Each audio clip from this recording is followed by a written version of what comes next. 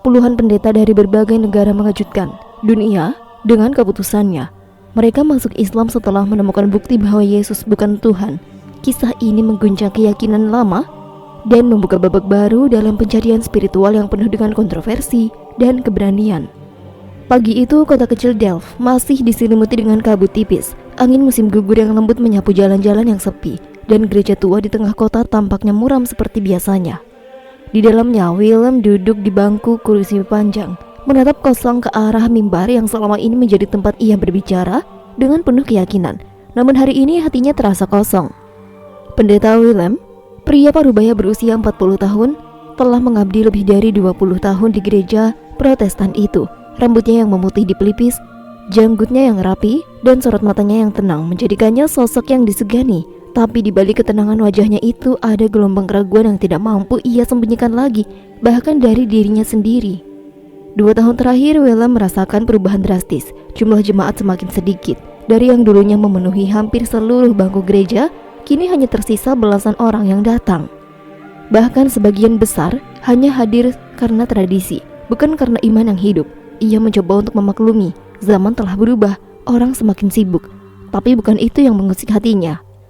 Apakah mereka menjauh atau sebenarnya aku yang tidak lagi bisa membawa mereka dekat dengan Tuhan, pikirnya. Pertanyaan itu menghantui sejak beberapa bulan lalu ketika ia mulai membaca diskusi daring yang memperdebatkan ketuhanan Yesus.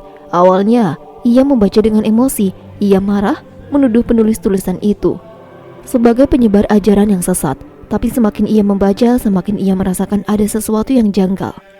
Bukan pada tulisan itu, tapi pada dirinya sendiri. Ia tidak bisa menyangkal bahwa beberapa pertanyaan dalam diskusi itu juga pernah melintas di pikirannya dulu, sebelum ia menjadi pendeta. Tapi segera ia kubur demi iman. Salah satu kalimat yang ia baca membuatnya terdiam lama. Jika Yesus itu Tuhan, mengapa ia berdoa kepada Tuhan? Ia terhenyak. Kalimat itu sederhana, bahkan terkesan retoris, tapi menusuk seperti pisau ke dalam benaknya. Sebagai pendeta, ia telah membacakan Injil berkali-kali. Yohanes pasal 11, ketika Yesus mengangkat wajah ke langit dan berdoa kepada Bapa. Dulu ia menganggap itu hanyalah simbol kerendahan hati, tapi semakin ia berpikir, ia mulai bertanya, bukankah Tuhan seharusnya tidak berdoa? Dalam keheningan gereja, Willem menghela napas panjang. Ia menundukkan kepala dan berdoa, seperti biasanya. Tapi kali ini doanya tidak seperti biasa. Tidak ada pujian panjang atau kutipan kitab suci, hanya suara hatinya yang lirih dan jujur. Beberapa hari berikutnya, ia mulai mencari tahu tentang Al-Quran. Ia ingat dulu saat kuliah teologi ada mata kuliah yang membahas agama-agama Abrahamik, termasuk agama Islam. Tapi selama ini ia menganggap Islam sebagai agama asing yang hanya meniru tradisi Yahudi dan Kristen. Ia tidak pernah benar-benar membaca Al-Quran. Namun malam itu, ia mengunduh terjemahan Al-Quran dalam bahasa Belanda dari situs resmi Islam Institute. Ia membaca tanpa harapan, hanya sekedar melihat apa yang sebenarnya mereka yakini. Tapi apa yang ia temukan justru mengejutkan hatinya. Di bagian awal surah Al-Baqarah, ia membaca, kitab ini tidak ada keraguan di dalamnya, petunjuk bagi mereka yang bertakwa. Hatinya terguncang, bukan karena isinya saja, tapi karena kepercayaan mutlak yang ditunjukkan dalam kalimat itu. Sebuah kitab yang dengan berani menyatakan dirinya bebas dari keraguan. Ia tidak pernah menemukan pernyataan seperti itu dalam Injil. Selama beberapa malam ia membaca secara diam-diam. Ia belum berani bercerita kepada siapapun, bahkan kepada istrinya, Anna. Ia hanya mengatakan bahwa ia sedang mendalami materi untuk khutbah berikutnya. Tapi khutbah yang ia siapkan tidak kunjung selesai. Karena hatinya semakin berat, ia semakin seperti seorang pria yang berdiri di dua sisi tebing, tidak tahu di mana ia akan berpijak. Pada malam kelima pencariannya, ia menerima pesan pribadi melalui aplikasi pesan dari nomor yang tidak dikenal. Willem, saya Johan. Saya dengar Anda mulai mempertanyakan hal-hal besar. Kita perlu bicara. Ini tentang iman kita, tapi hanya untuk orang yang siap mendengar. Willem terdiam membaca pesan itu. Ia kenal Johan, pendeta senior dari Rotterdam, yang sangat dihormati. Tapi mereka belum pernah akrab. Ia tahu bagaimana Johan bisa tahu apa yang ia alami. Tapi pesan itu terasa seperti jawaban dari doa-doanya beberapa hari lalu. Setelah beberapa saat menimbang, ia pun membalas, kapan dan di mana. Jawabnya singkat, Sabtu malam, rumah saya. Bawa pikiran terbuka, jangan ceritakan pada siapapun. Willem memandangi layar ponselnya lama. Di luar gereja sudah sunyi, lampu lilin di altar hampir padam, tapi dalam hatinya, api mulai menyala. Api pertanyaan yang tidak lagi bisa ia abaikan. Dan pada malam itu ia sadar, hidupnya sedang berubah. Ia tidak ada jalan kembali. Sabtu malam itu langit di atas Rotterdam diselimuti awan kelabu. Jalanan kota tampak basah usai diguyur hujan, dan lampu-lampu jalan memantul di aspal, menciptakan suasana yang sendu. Willem memarkir mobilnya di beberapa blok rumah dari Johan. Sesuai instruksi dalam pesan terakhir yang diterimanya, ia mengenakan jaket gelap dan topi, berusaha tidak menarik perhatian. Ini bukan kunjungan biasa, dan ia tahu itu. Tangannya dingin saat menekan bel. Rumah Johan terletak di sudut kompleks pemukiman elit. Tampak sunyi dari luar, hanya ada satu lampu teras yang menyala. Tidak lama kemudian pintu terbuka. Johan berdiri di ambang pintu dengan wajah yang serius namun ramah. Pendeta itu lebih tua beberapa tahun dari Willem, berkacamata, dengan rambut putih lebat yang tertata rapi. Tanpa banyak kata, Johan mempersilahkan Willem masuk. "Terima kasih sudah datang. Ikuti saya ke ruang bawah tanah. Semua sudah menunggu," ucapnya pelan. Ruang bawah tanah. Ia semakin yakin bahwa pertemuan ini bukanlah rapat gereja biasa. Ia mengikuti Johan menuruni tangga kayu yang sedikit berderit, menuju ruangan tertutup yang ternyata sudah diisi oleh lebih dari belasan orang. Semuanya pria, semuanya pendeta. Ia mengenali beberapa wajah. Pendeta Samuel dari Bereda, Andreas dari Utrecht, Markus dari Eindhoven, dan semuanya tampak gelisah seperti dirinya. Tidak ada ucapan pembukaan. Tidak ada doa bersama seperti biasanya dalam pertemuan antar pendeta. Hanya hening dan tatapan yang saling menanyakan tanpa suara. Johan duduk di tengah dan mulai pembicaraan tanpa basa-basi. "Saya tahu kalian semua datang bukan karena ingin melawan Tuhan. Kita di sini karena kita mencintainya dan ingin mencarinya dengan benar. Selama ini, kita berdiri di altar, menyampaikan khotbah demi khotbah. Tapi, apakah kita sungguh percaya dengan apa yang kita ucapkan? Atau kita hanya mewarisi kata-kata dari mereka yang juga tidak pernah benar-benar yakin?" Suasana ruangan pun menegang. Willem merasa seolah-olah pertanyaan itu diarahkan langsung kepadanya. Ia tahu, ia tidak sendiri. Samuel, yang selama ini dikenal sebagai sosok paling tegas dalam dogma gereja, tiba-tiba mengangkat tangannya dan berbicara. "Saya akan jujur, saya sudah membaca Al-Quran sejak 2 bulan lalu. Saya tidak bisa lagi menutup mata. Apa yang saya temukan telah mengguncang. Selama hidup saya mengajarkan bahwa Yesus adalah jalan satu-satunya.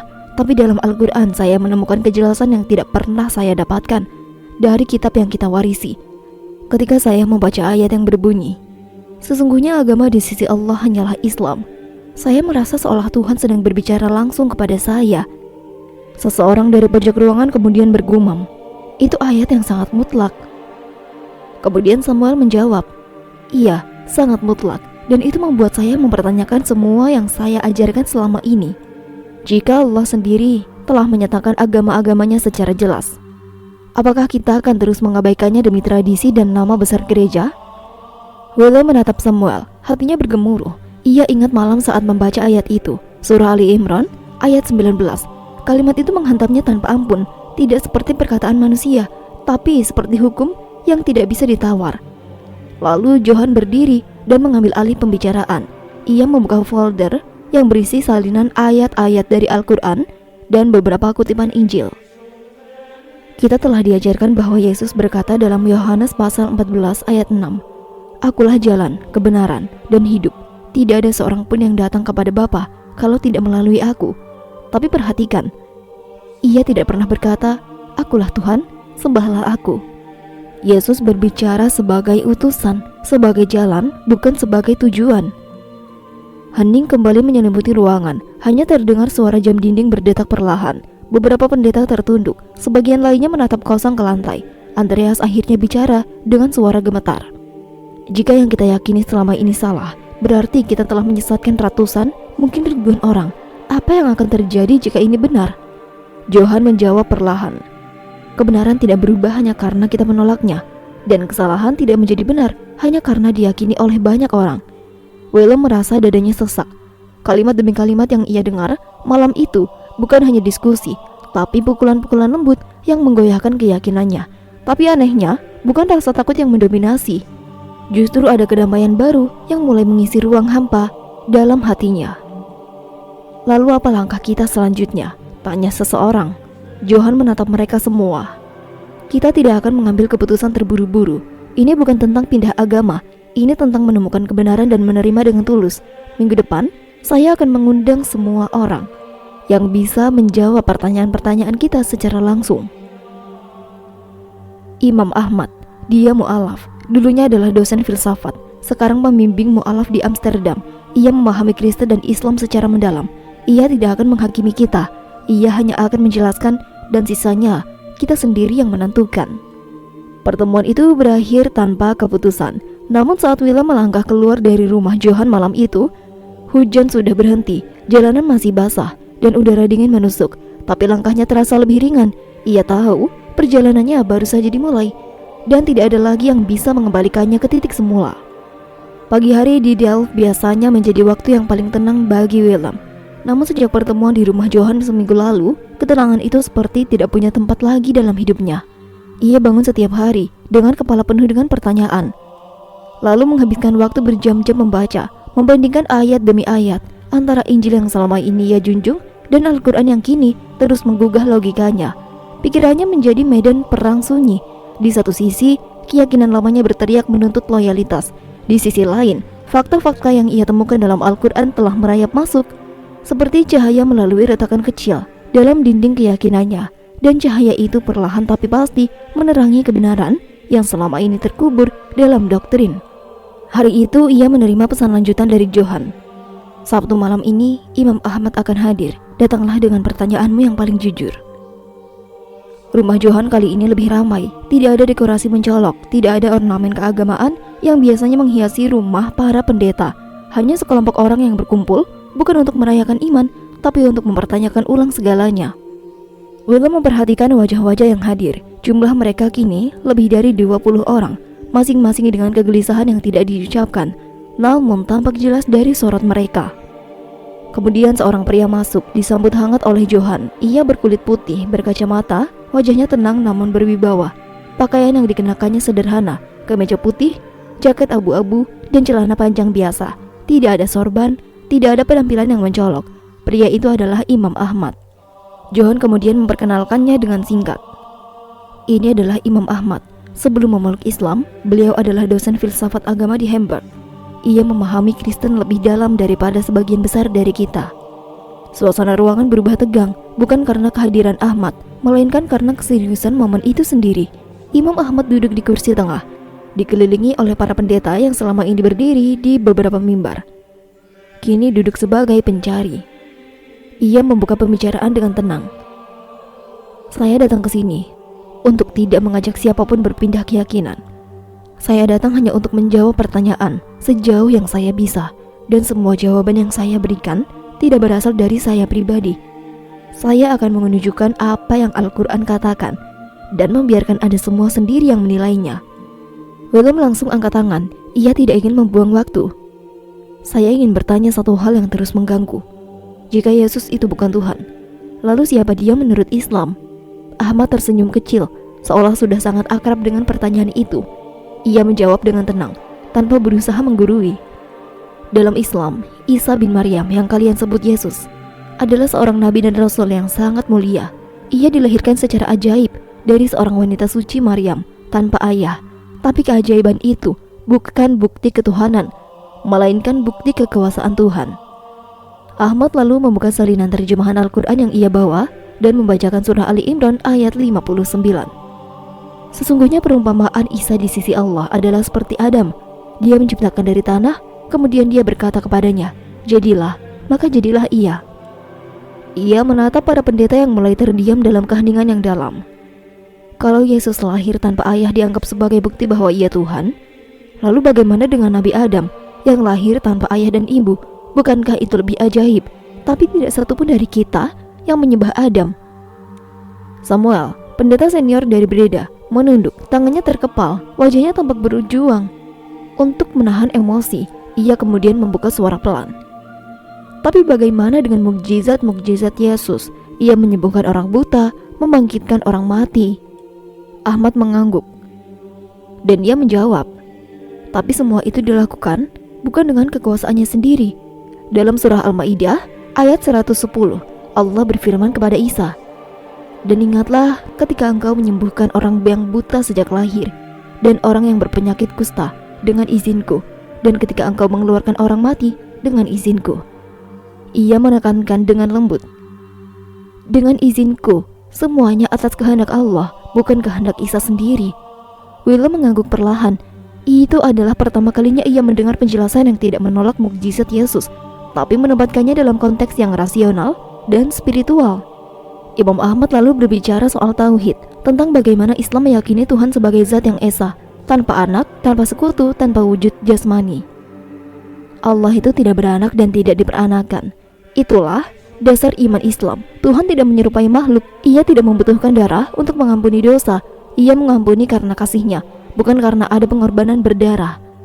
Ruang itu hening sekali. Para pendeta yang biasa berbicara panjang lebar di depan jemaat kini menjadi murid-murid yang duduk diam, menampung jawaban demi jawaban yang menjungkir balikan seluruh kerangka berpikir mereka.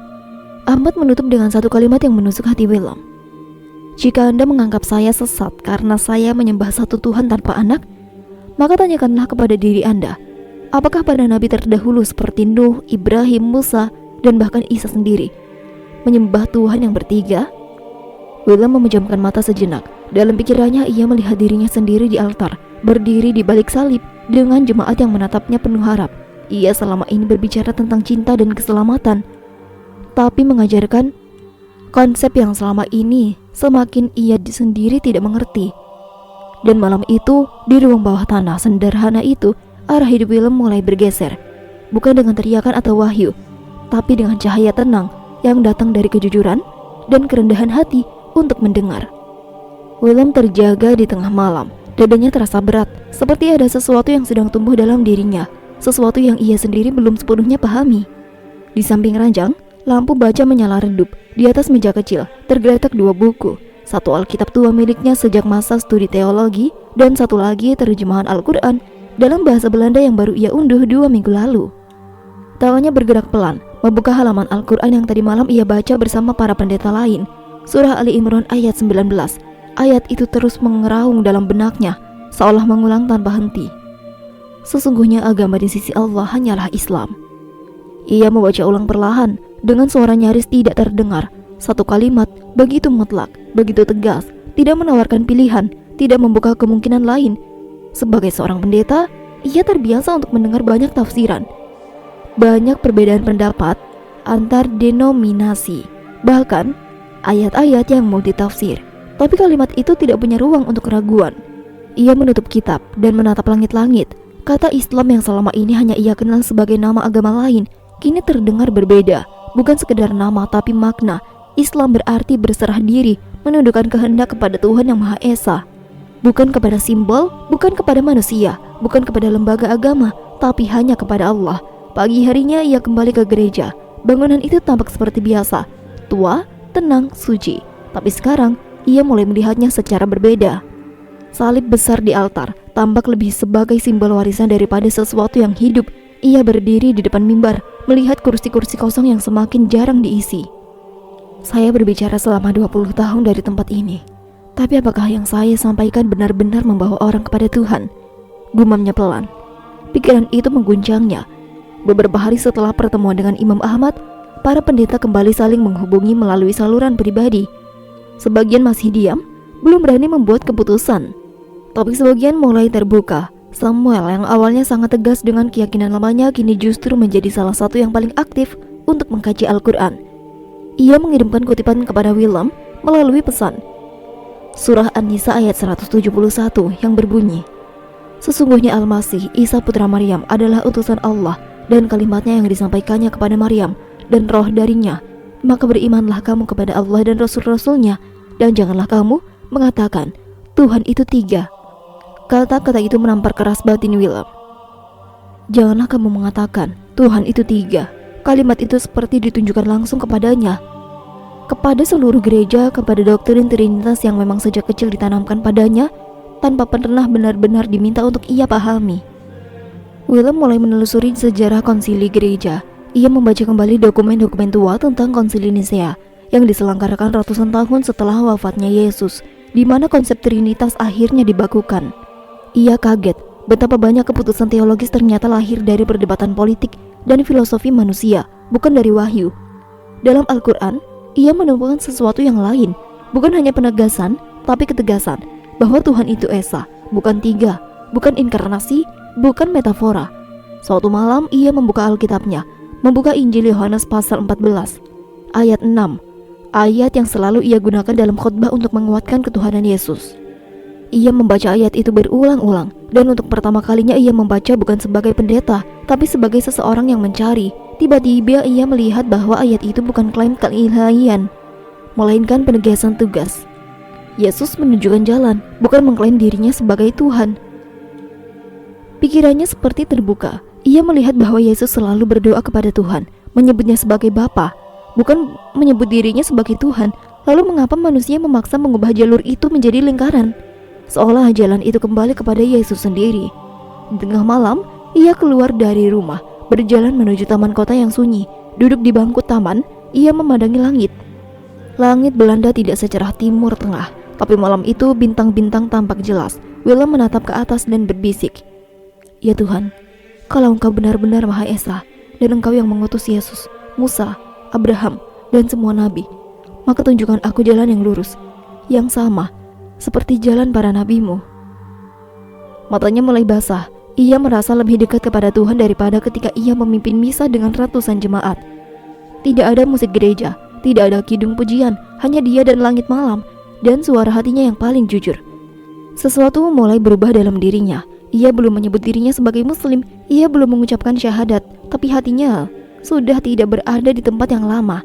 Ayat itu, surah Ali Imran ayat 19, terus berdetak dalam jiwanya. Dan gema ayat itu seperti palu yang perlahan-lahan meruntuhkan tembok kepercayaan yang lama. Kini mulai membangun ruang baru dalam hatinya, ruang yang hanya diperuntukkan bagi kebenaran. Hujan turun perlahan membasahi jendela kamar Willem. Di dalam rumah yang tenang itu, ia duduk bersila di lantai dengan selembar sejadah sederhana yang baru saja ia beli diam-diam dari toko Timur Tengah. Tidak ada yang tahu, bahkan Anna, istrinya, bahwa pagi itu Willem sedang bersiap untuk melakukan sesuatu yang belum pernah ia bayangkan akan dilakukan seumur hidupnya, yaitu bersujud kepada Allah, Tuhan yang selama ini ia kenal hanya dari luar Islam.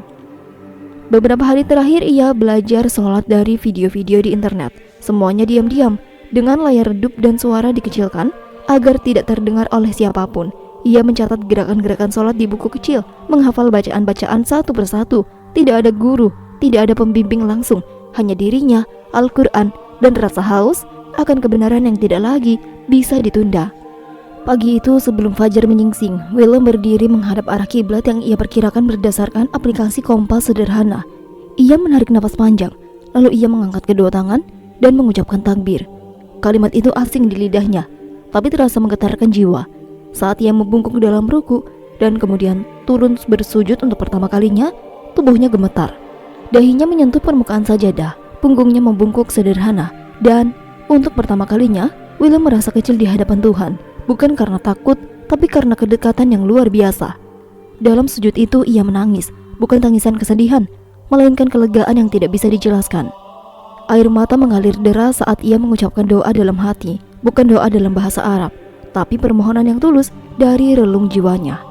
Ia tidak tahu apakah gerakan dan bacaannya sempurna, ia bahkan belum tahu apakah yang ia lakukan akan dianggap benar menurut syariat. Tapi yang pasti hatinya belum pernah merasa sedekat ini dengan Sang Pencipta. Setelah menyelesaikan sholat 2 rakaat sederhana itu, Willem duduk lama di atas sajadah. Ia menatap kosong keluar jendela, ke arah pohon-pohon basah oleh hujan pagi. Dalam diamnya ia menyadari satu hal penting. Ia telah melewati titik-titik tanpa kembali. Hari demi hari Willem sudah mulai lebih sering menyendiri. Anna, istrinya, mulai curiga. Mereka telah menikah hampir 20 tahun. Selama ini rumah tangga mereka adem ayem, mungkin bukan tanpa perbedaan. Anna bukan perempuan yang terlalu religius, tapi ia menghargai posisi Willem sebagai pendeta. Namun sejak beberapa minggu terakhir, Anna melihat Willem semakin sering berdiam di ruang kerjanya, membaca buku-buku yang aneh, dan enggan berbicara tentang isi pikirannya. Pada suatu malam saat mereka duduk makan malam, Anna meletakkan garpunya dan menatap suaminya lekat-lekat. "Kau berubah, Willem." Willem menghentikan gerakannya. "Berubah bagaimana?" "Aku tidak tahu, Tapi kau jadi lebih diam, lebih jauh, bahkan dari Tuhan, ucap Ana. William tersenyum getir. Atau mungkin justru lebih dekat dari sebelumnya. Ana terdiam, kata-kata itu membingungkan. Aku tidak mengerti, katanya. William menarik napas panjang. Ia merasa saat itu telah tiba. Aku sedang mempelajari Islam, katanya perlahan. Ana menyeringgitkan dahi lalu tertawa kecil. Mempelajari Islam? Untuk apa? Kau kan seorang pendeta. Apa yang kau bisa pelajari dari agama lain? Tapi tawa Ana segera memudar saat melihat wajah William serius. Ia tidak sedang bercanda. Jangan bilang kau ingin pindah keyakinan, tanya Ana dengan nada meninggi. William tidak menjawab segera. Ia hanya menunduk lalu mengangguk pelan. Aku belum mengucapkan syahadat, tapi hatiku sudah tidak bisa kembali. Aku sudah bersujud kepada Tuhan dengan cara yang baru, tapi terasa lebih dekat dan lebih jujur. Ana berdiri dari kursinya, terkejut dan marah. Jadi, semua ini kau sembunyikan dariku? Kau menyembah Tuhan lain sekarang? Bukan Tuhan lain, Tuhan yang sama, tapi tanpa anak, tanpa sekutu, jawab William tenang. Mata Ana berkaca-kaca. Aku tidak mengenalmu lagi, William. Apa yang terjadi padamu? Aku hanya sedang jujur pada diriku sendiri, Ana. Selama ini aku berdiri di mimbar, mengajarkan sesuatu yang tidak sepenuhnya bisa kujawab. Tapi sekarang aku merasa Tuhan benar-benar hadir dalam sujudku, dalam sholatku, dalam tauhid. Perdebatan itu berlangsung lama, penuh dengan air mata dan kemarahan. Ana merasa dikhianati. Ia merasa kehilangan sosok suaminya yang lama. William berusaha untuk menjelaskan bahwa ia tidak pernah berniat meninggalkan keluarganya, hanya sedang mencari kebenaran yang hakiki. Tapi bagi Ana, itu tidak cukup. Beberapa hari setelah itu, Ana pergi dari rumah. Ia hanya meninggalkan secarik catatan. Aku tidak bisa hidup dengan seseorang yang sudah bukan lagi bagian dari Kristus. William duduk lama memandangi tulisan tangan istrinya. Hatinya remuk. Tapi di balik luka itu, ia tahu bahwa kejujuran memang selalu menuntut pengorbanan. Dan jalan kebenaran tidak selalu dilalui bersama mereka yang kita cintai. Ia kembali ke sajadahnya, dan saat sujud kedua kalinya malam itu, ia tidak lagi menangis karena kehilangan, melainkan karena keyakinannya semakin kuat bahwa ia sedang berada di dalam jalan yang benar. Sujud itu bukan sekedar gerakan, itu adalah penyerahan. Dan dalam penyerahan itulah, ia akhirnya benar-benar merasa terhubung dengan Tuhannya. Kantor keuskupan Delft terlihat biasa saja pagi itu. Gedung tua bergaya gotik itu berdiri megah di tengah kota, dikelilingi oleh lalu lintas yang tenang dan udara musim gugur yang menggigit. Namun di dalam hati William tidak ada yang terasa biasa. Ia berdiri di depan pintu masuk, mengenakan jas panjang hitam dan membawa map coklat berisi surat yang telah ia tulis dengan tangan sendiri. Surat pengunduran diri. Ia sempat berdiri cukup lama membuka pintu itu. Tangannya dingin, jantungnya berdebar keras. Tempat ini adalah bagian dari hidupnya selama lebih dari 20 tahun. Ia masuk pertama kali sebagai calon pendeta muda yang penuh dengan semangat dan idealisme. Ia berkhotbah, memimpin misa, membaptis bayi, memimpin pernikahan, dan bahkan menguburkan jemaat yang meninggal. Semuanya dilakukan atas nama Kristus. Tapi hari itu ia akan mengakhiri semuanya. William disambut oleh sekretaris gereja yang mengenalnya dengan baik. Wanita itu adalah Nyonya Greta, tersenyum seperti biasanya. Selamat pagi, Pendeta William.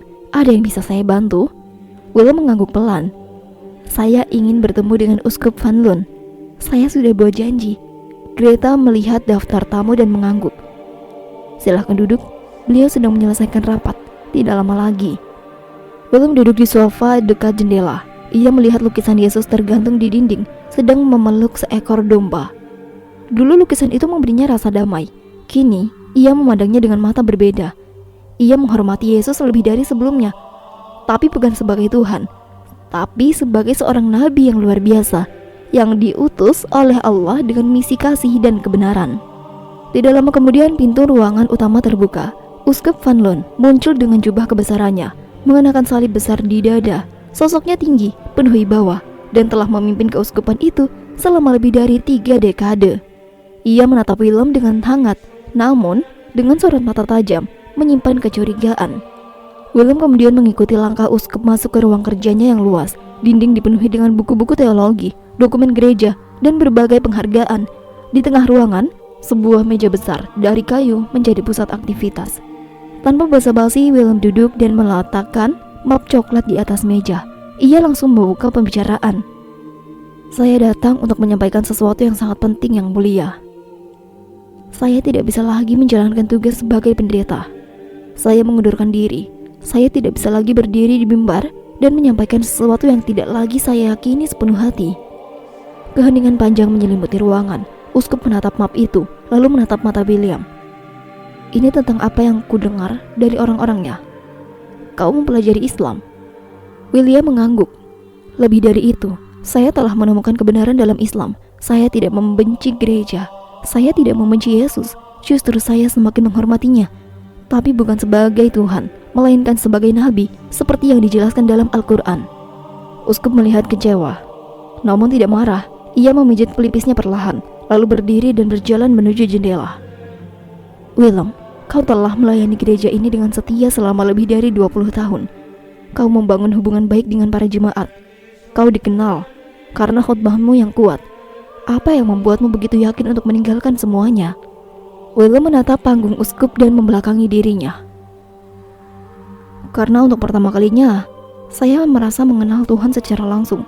Bukan melalui konsep yang rumit, bukan melalui doktrin yang membingungkan, tapi dengan sujud, dengan sholat, dengan tauhid. Saya merasa benar-benar menyembah Tuhan yang esa."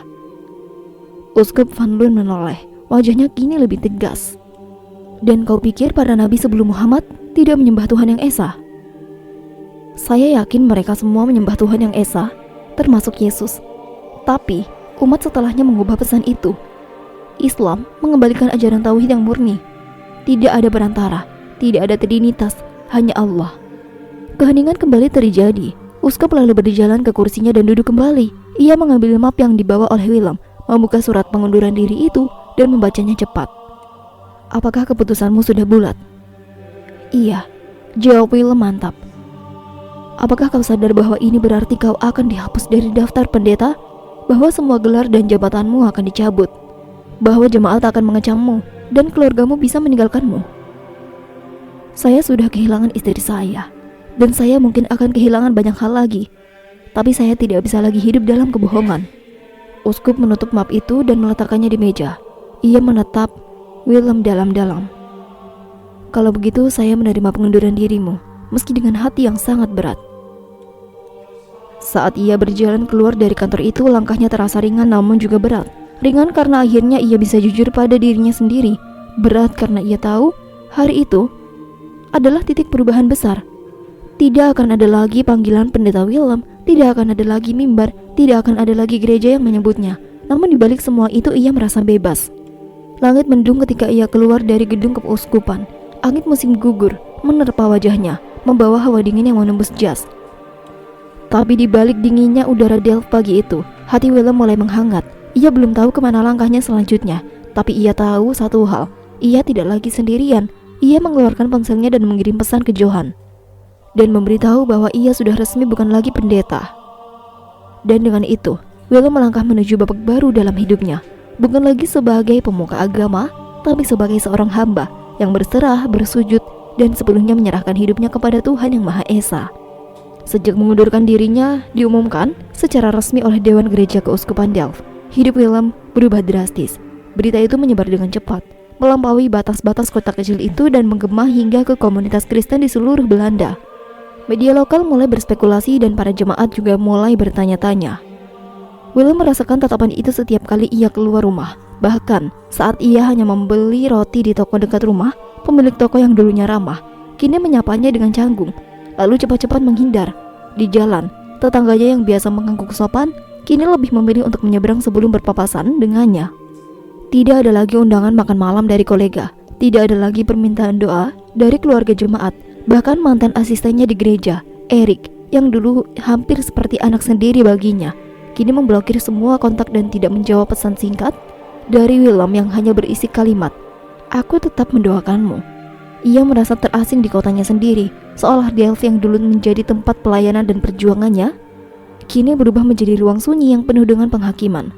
Namun di balik pengasingan itu, ada sesuatu yang perlahan mulai tumbuh, yaitu ketenangan. Sebab meskipun dunia di kelilingnya berubah, hati Willem kini justru terasa lebih damai dari sebelumnya. Ia tidak lagi harus memaksa dirinya percaya pada hal-hal yang tidak masuk akal.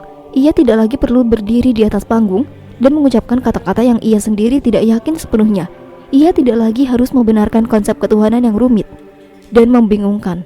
Kini, dalam tauhid, dalam kesaksian bahwa tiada Tuhan selain Allah, ia menemukan kejelasan.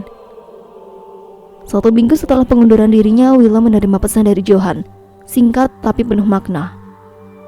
Kita semua akan berkumpul di pusat Islam Andor, Amsterdam, Sabtu sore. Akan ada wajah-wajah yang kau rindukan.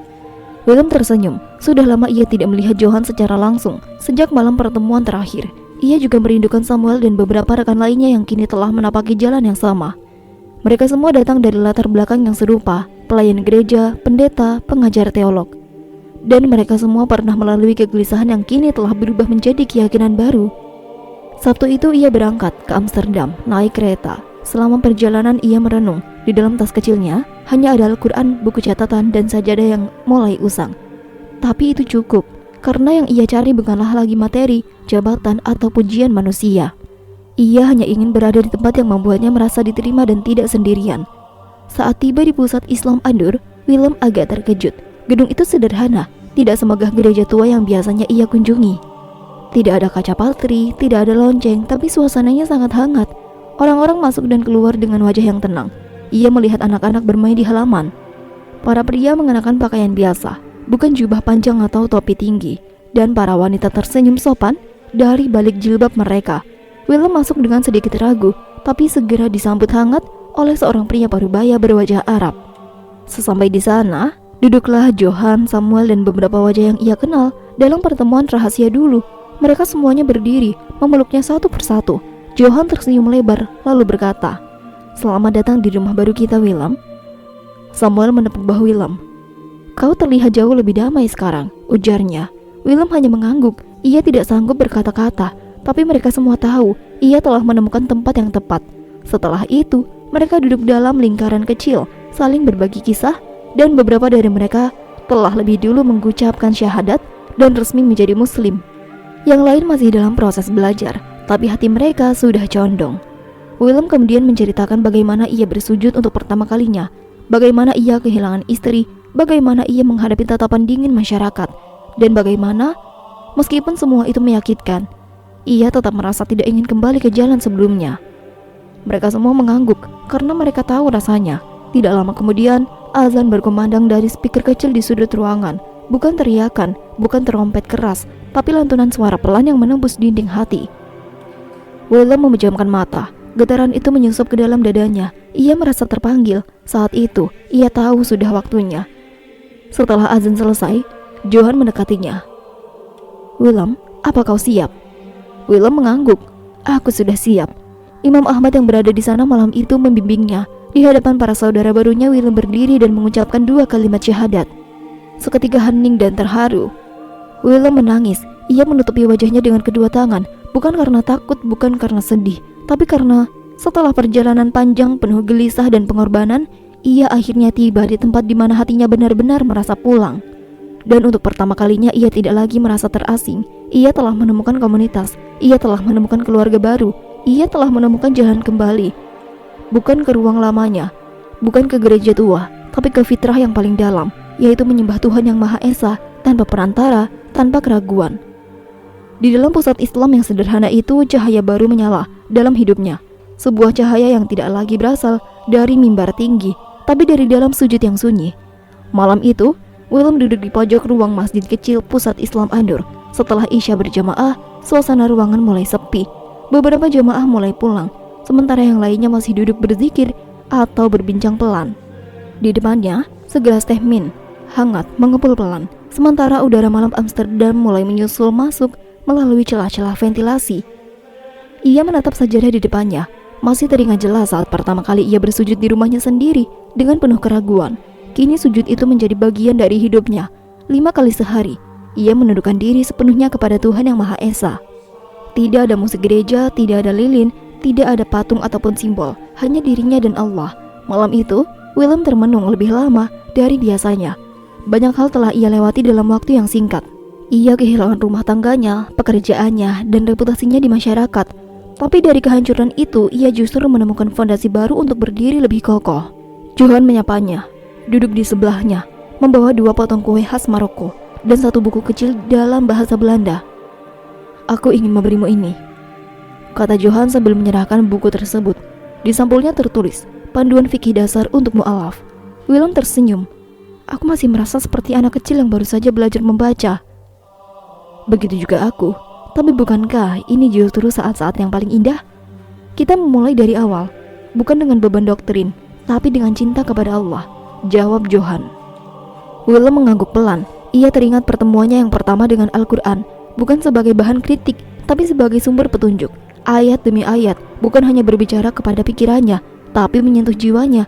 Ia ingat betul ketika membaca surah Al-Fatihah, 7 ayat pendek, tapi menyeluruh. Ia tersentuh dengan kalimat, "Tunjukilah kami jalan yang lurus." Begitu sederhana, tapi begitu dalam.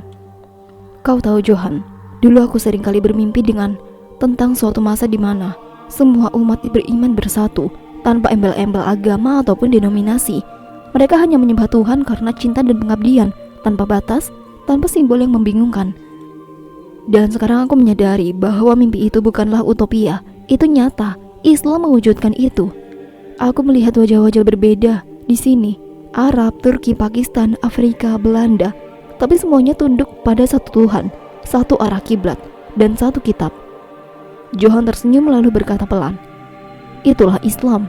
Ia bukan milik satu bangsa, bukan milik satu ras, tapi milik semua yang ingin kembali kepada fitrahnya." Beberapa hari kemudian, Willem mulai aktif mengikuti kelas pembinaan mu'alaf di masjid. Ia belajar langsung dari Imam Ahmad yang sabar membimbing para mu'alaf baru seperti dirinya. Pelajaran dimulai dari hal-hal yang dasar, wudhu, tata cara sholat, makna zakat, hingga penjelasan tentang rukun iman dan rukun Islam. Salah satu yang paling menyentuh hatinya adalah ketika membahas iman kepada para nabi. Imam Ahmad berkata, "Dalam Islam, semua nabi adalah satu kesatuan dalam ajaran tauhid. Kami tidak membeda-bedakan antara mereka. Kami meyakini bahwa Adam, Nuh, Ibrahim, Musa, Isa, dan Muhammad semuanya adalah utusan Allah." Willem tertagun. Jadi ketika saya memuliakan Yesus sebagai nabi, itu bukan bertentangan dengan Islam? Tidak sama sekali. Justru itu bagian dari iman seorang muslim.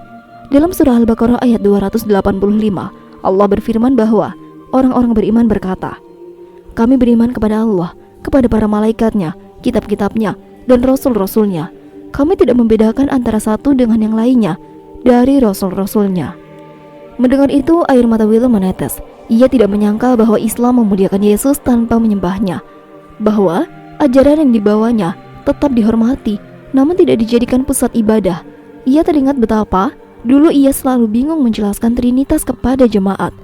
Bagaimana bisa Tuhan menjadi manusia, lalu mati, tapi tetap hidup? Kini semuanya terasa lebih masuk akal, lebih jernih. Waktu berlalu begitu cepat. Willem mulai terbiasa dengan rutinitas barunya. Ia menyewa kamar kecil di dekat masjid. Pekerjaannya sebagai penulis lepas membantunya tetap bertahan. Beberapa mantan mahasiswa teologinya bahkan masih menghubunginya, bukan untuk menghakimi, tapi untuk mendengar.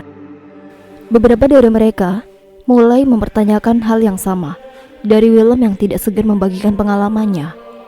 "Saya tidak menyuruhmu masuk Islam, tapi bacalah, jangan tutup pikiranmu. Jangan hanya karena takut kita menolak melihat untuk kebenaran yang mungkin selama ini disembunyikan." Suatu malam setelah sholat maghrib, Willem duduk di ruang sujud masjid. Seorang anak kecil kira-kira berusia 7 tahun datang menghampirinya. "Paman Willem, ayahku bilang dulu paman adalah pendeta. Sekarang paman muslim, apa itu tidak sulit?" katanya. Willem tersenyum dan mengelus kepala anak itu. "Awalnya memang sulit, tapi setelah kamu tahu siapa Tuhanmu yang sebenarnya, tidak ada yang lebih mudah daripada menyerahkan diri kepadanya." Anak itu mengangguk, lalu berlari kembali ke ayahnya. Willem menatap ke langit. Malam itu cerah, bintang-bintang tampak lebih terang. Ia menutup mata, mengulang satu doa yang kini menjadi bagian dari hatinya. Dan malam itu ia tahu, jalan itu kini tidak lagi sebatas mimpi. Jalan itu nyata, ia sedang menapakinya, setapak demi setapak. Meskipun masih banyak yang harus ia pelajari, ia tahu bahwa ia tidak sendirian. Allah bersamanya, saudara-saudaranya di masjid bersamanya. Dan yang paling penting, hatinya kini berjalan seirama dengan apa yang ia yakini sebagai kebenaran. Di tengah pengasingan, ia menemukan rumah baru. Di tengah kehilangan, ia menemukan kekuatan. Dan di tengah gelap, ia menemukan cahaya yang tidak pernah ia lihat sebelumnya. cahaya yang membimbing langkahnya untuk terus maju menuju Tuhan yang Maha Esa. Cuaca di Amsterdam siang itu cerah, langit membentang biru, dan angin lembut meniup dedaunan yang mulai menguning di awal musim gugur. Namun di ruang dalam konferensi sederhana milik Pusat Islam An-Nur, udara terasa jauh lebih berat, bukan karena suhu melainkan karena keputusan besar yang akan ia ambil oleh Willem dan rekan-rekannya. Di tengah meja panjang yang menghadap ke deretan kamera dan mikrofon, beberapa mantan pendeta duduk berdampingan. Di antara mereka, Johan, Samuel, dan Willem, wajah-wajah yang dulunya dikenal sebagai pembela gereja, kini akan berbicara kepada publik sebagai Muslim. Pihak media sudah datang sejak pagi. Surat undangan konferensi pers itu tersebar cepat. Awalnya hanya melalui pesan-pesan pribadi, tapi entah bagaimana, beritanya itu mencuat ke media lokal dan bahkan regional. Kalimat dalam undangan itu sederhana, tapi membuat banyak orang penasaran. Beberapa mantan pemuka gereja akan memberikan pernyataan terbuka mengenai keyakinan mereka saat ini. Datang dan dengarkan kisah mereka. Tidak sedikit yang datang dengan niat untuk mengkonfrontasi. Beberapa jurnalis bahkan terang-terangan menyatakan bahwa mereka ingin meluruskan penyimpangan, tapi tidak sedikit pula yang datang dengan rasa ingin tahu yang tulus. Willem duduk dengan tenang. Di tangannya secari kertas berisi poin-poin yang telah ia tulis malam sebelumnya. Di luar ruangan, beberapa polisi tampak berjaga. Meskipun tidak ada ancaman serius, panitia memutuskan untuk memastikan keamanan. Isu agama selalu menjadi bara yang mudah untuk menyala di Eropa modern, apalagi jika melibatkan perpindahan keyakinan dari seseorang pendeta ke Islam. Ketika waktu menunjukkan pukul 2 siang, Johan berdiri dan membuka konferensi pers dengan salam. Sebagian tamu terdiam, beberapa mengangguk sopan, sebagian lainnya menatap datar. Johan kemudian melanjutkan, "Hari ini kami berdiri di sini bukan untuk memprovokasi, bukan pula untuk menyerang kepercayaan siapapun. Kami hanya ingin menyampaikan kebenaran dari apa yang telah kami alami dan rasakan. Sebuah perjalanan iman, pencarian yang jujur, dan keputusan yang kami ambil dengan kesadaran penuh." Kemudian giliran Samuel baru bicara. Ia menceritakan bagaimana dirinya mulai ragu dengan konsep Trinitas dan bagaimana Al-Quran memberikan jawaban yang selama ini tidak ia temukan dalam Injil. Namun sorotan utama tetap tertuju pada Willem. Ia berdiri perlahan, membawa kertas kecilnya dan menatap ke arah para jurnalis yang duduk dengan kamera siap merekam setiap kata. "Nama saya Willem. Selama lebih dari 20 tahun saya melayani sebagai pendeta di Delft. Saya mengajar, membaptis, berkhutbah, dan hidup dalam kehidupan gereja. Tapi hari ini saya berdiri di hadapan Anda, bukan lagi sebagai pendeta, melainkan sebagai seorang Muslim." Terdengar suara kamera yang terus-menerus memotret. Beberapa wartawan mencatat cepat, beberapa lainnya menatap lekat dengan ekspresi tercampur antara terkejut dan tidak percaya. "Saya tidak menjadi Muslim karena tekanan, tidak pula karena mimpi ataupun pengaruh siapapun. Saya menjadi Muslim karena saya membaca, belajar, dan saya menemukan bahwa apa yang selama ini saya cari ternyata telah lama ada dalam Al-Quran. Saya tahu banyak dari Anda yang bertanya, mengapa? Saya pun dulu bertanya hal yang sama. Tapi mari saya ajak Anda merenung sebentar. Di dalam Injil Yohanes pasal 14 ayat 6, Yesus berkata, 'Akulah jalan, kebenaran, dan hidup. Tidak seorang pun datang kepada Bapa kalau tidak melalui aku.' Tapi apakah kita memahami ayat itu secara konstekstual? Bukankah Yesus diutus hanya kepada Bani Israel? Bukankah ia sendiri berkata dalam Matius 15 ayat 24, 'Aku diutus hanya kepada domba-domba yang hilang dari umat Israel.' Islam tidak menghapus Yesus. Islam justru mengangkatnya sebagai nabi besar, tapi bukan Tuhan, bukan anak Tuhan, melainkan utusan mulia yang membawa risalah tauhid, mengajak semua manusia untuk menyembah Allah yang Maha Esa tanpa sekutu. Willem kemudian mengangkat Al-Quran kecil dari sakunya. Dalam surah Ali Imran ayat 18, Allah berfirman, Allah menyatakan bahwa tidak ada Tuhan selain Dia yang menegakkan keadilan. Para malaikat dan orang-orang yang berilmu pun turut menyatakan yang demikian itu. Tidak ada Tuhan selain Dia yang maha perkasa, maha bijaksana. Apakah itu radikal? Apakah menyembah satu Tuhan yang tunggal adalah ekstrim? Ataukah kita yang selama ini lupa bahwa semua nabi, termasuk Yesus, mengajarkan hal yang sama? Tiba-tiba seorang jurnalis wanita dari media Kristen Belanda mengangkat tangan. "Tuan Willem, apakah Anda menyadari bahwa keputusan ini bisa membuat Anda dianggap sebagai pengkhianat? Bukan hanya terhadap gereja, tapi terhadap umat Kristen secara keseluruhan." Willem tersenyum. Saya tidak mengkhianati siapapun. Saya hanya jujur, dan kejujuran itu kadang menyakitkan. Tapi saya lebih memilih kehilangan dunia daripada hidup dalam kebohongan terhadap Tuhan. Tepuk tangan kecil terdengar dari sudut ruangan, mungkin dari simpatisan muslim atau mu'alaf lainnya. Di akhir konferensi, para mantan pendeta itu berdiri bersama. Mereka tidak menyalahkan gereja, tidak menyerang umat Kristen, tidak merendahkan keyakinan siapapun. Mereka hanya menyampaikan apa yang mereka alami, rasakan, dan pilih sebuah jalan kembali kepada Tuhan yang Maha Esa, tanpa konsep yang kebingungan, tanpa sekutu dalam ibadah. Ketika mereka keluar dari ruangan, beberapa wartawan mengikuti untuk wawancara eksklusif. Namun William berjalan tenang, tidak mencari kesorotan, tidak mengejar popularitas. Di luar gedung langit mulai mendung, tapi hati William mulai merasa tenang. Ia telah mengucapkan kebenarannya di depan dunia, bukan lagi rahasia, bukan lagi bisikan malam. Kini semua tahu, ia tidak menyesal. Sebab di atas segalanya, ia percaya kebenaran, meskipun sunyi dan berat, akan selalu berdiri tegak, bahkan jika harus ia bayar dengan seluruh kenyamanan yang dulu pernah ia miliki. Dan hari itu, dunia harus tahu satu hal. William, sang pendeta Delft, kini adalah seorang muslim. Beberapa hari setelah konferensi pers yang mengejutkan itu, Amsterdam terasa seperti kota yang berbeda bagi William dan rekan-rekannya. Berita perpindahan puluhan pendeta ke Islam bukan hanya menjadi headline di berbagai media lokal, tapi juga memicu reaksi yang meluas, dari simpati hingga kecaman keras.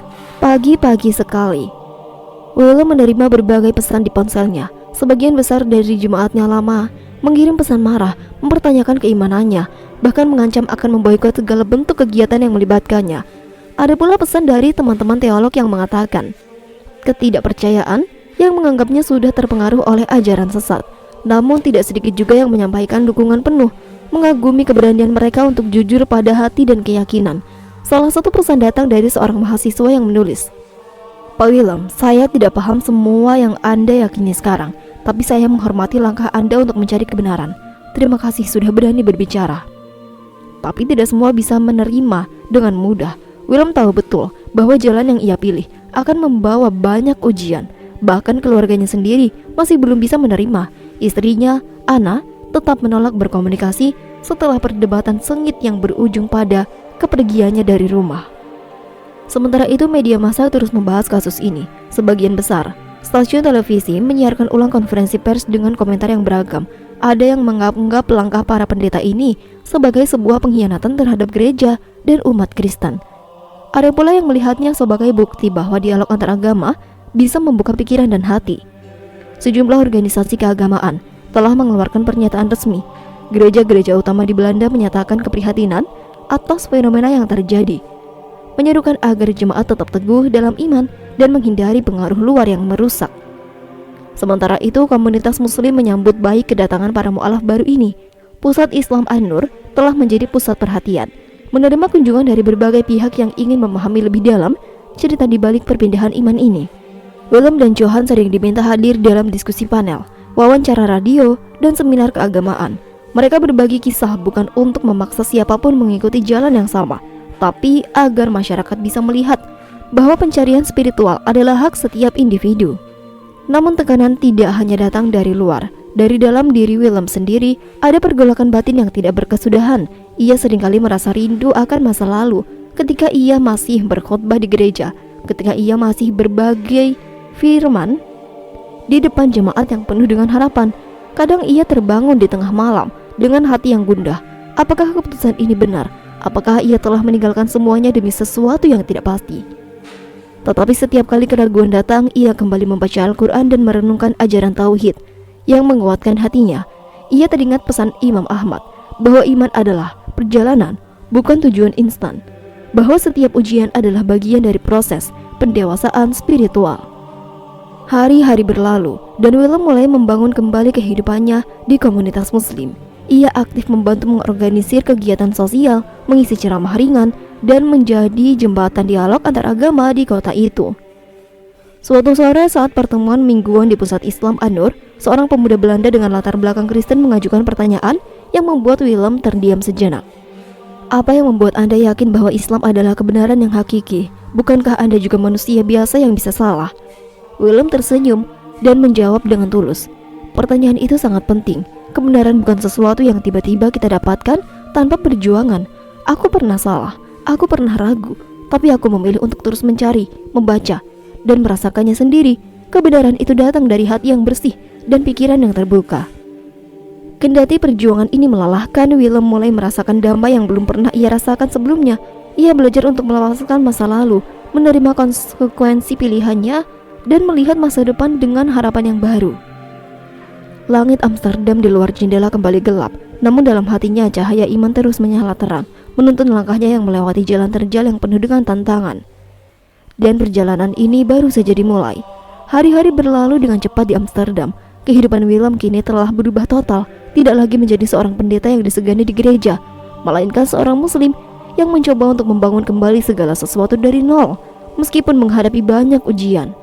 Ada satu hal yang mulai ia rasakan secara mendalam, yaitu kedamaian. Sejak keputusan besar itu, Willem belajar banyak tentang makna keikhlasan.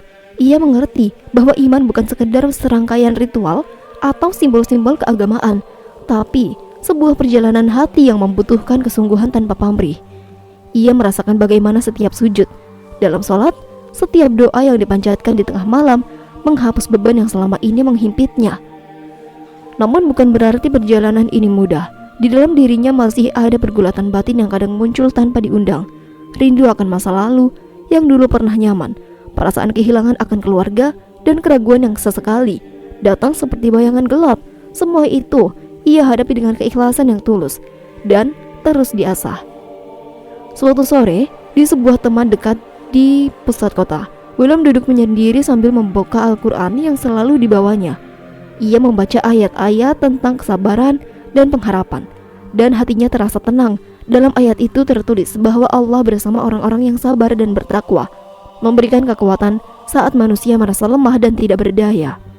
Saat itu seorang anak kecil datang menghampiri dan duduk di sampingnya.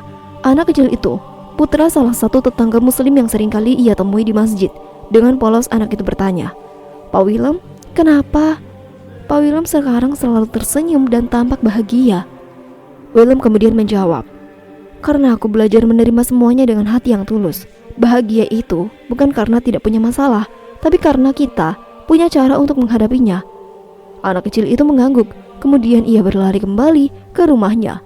Momen sederhana itu menyadarkan Willem bahwa kebahagiaan sejati memang terletak pada penerimaan dan keikhlasan. Dalam minggu-minggu berikutnya, Willem semakin aktif di komunitas muslim.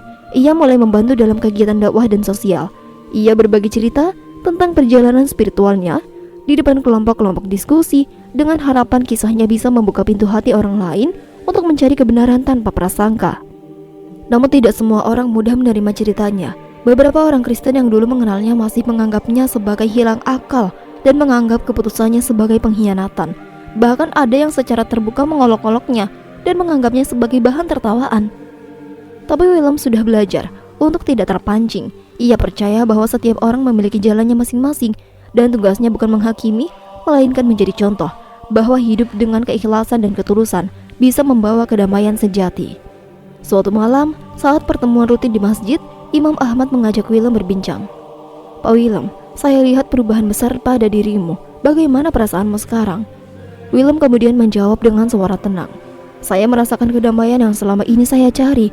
Meskipun tidak mudah, saya belajar untuk berserah diri kepada Allah dan menerima segala takdirnya.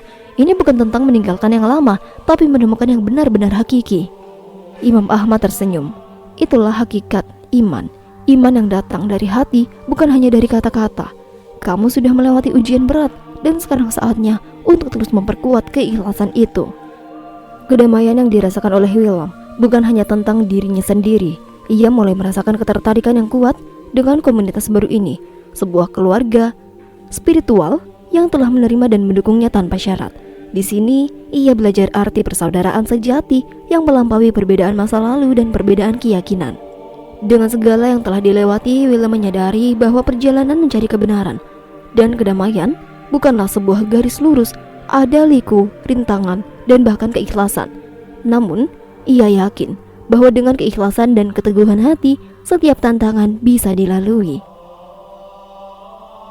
Ia menatap langit, dan dalam hatinya ia berdoa, "Wahai Allah, terima kasih atas petunjuk dan kekuatanmu. jadikanlah aku hamba yang selalu ikhlas dan sabar. Bimbinglah aku di jalan-Mu, agar aku selalu menemukan kedamaian di setiap langkahku.